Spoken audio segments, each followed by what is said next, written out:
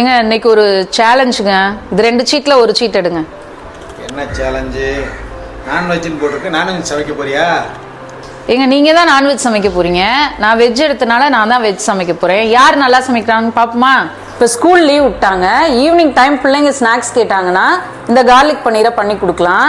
இது வந்து புரோட்டீன் ரிச்சா இருக்கும், ரொம்ப ஹெல்தியும் கூட, ஹெல்தியான ஸ்நாக்கும் கூட.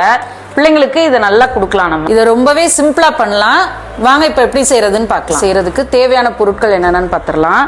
பன்னீர், அப்புறம் வந்து கடல மாவு கொஞ்சம், இஞ்சி பூண்டு விழுது, கொத்தமல்லி கொஞ்சம் எடுத்து வச்சிருக்கேன், அப்புறம் தனி மிளகாத்தூள், மிளகு, மஞ்சள் தூள்.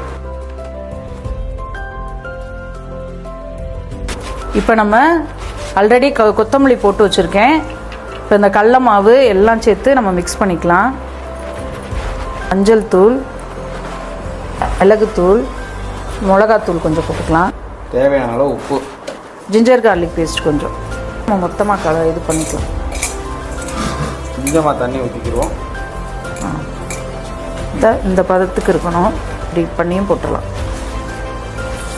இப்போ நம்ம இதை ஒன்று ஒன்றா வந்து பன்னீர் மேலே அப்ளை பண்ணிட்டு அப்படியே டோஸ்ட் பண்ணி எடுக்க வேண்டியதான். இப்போ வரணும். இப்போ அடுப்பு பற்ற வச்சுக்கலாம். பட்டர் உருகினோடனே ஒன்று ஒன்றா பொரிச்சு எடுத்துக்கலாம்.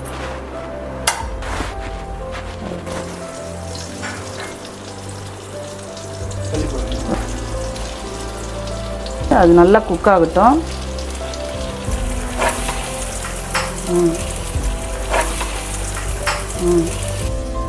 பாருங்க, ரெடி ஆயிடுச்சு.